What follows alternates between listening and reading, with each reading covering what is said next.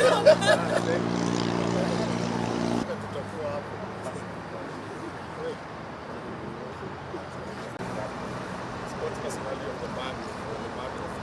to be in your midst, and of course with my kids. So we have Charity, Wanja.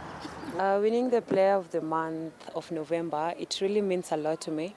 Since I started my rugby career, I think this is the first award that I'm getting as being awarded as Player of the Month.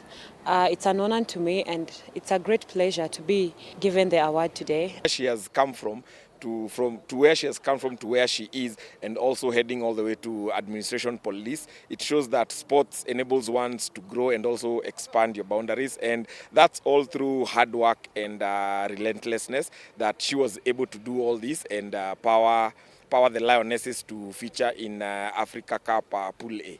With rugby, you also need a career to fall back to. Yeah, as any other athlete, it's advisable to have a career, and I welcome that. It's a great thing to get that opportunity. Administration police for that, giving them that chance. It's very laudable, and we're looking forward to also more slots for the girls and also boys. There are many out there who have talent and they don't have an opportunity. You know, in Proverbs they say a man's gift would present him before a king.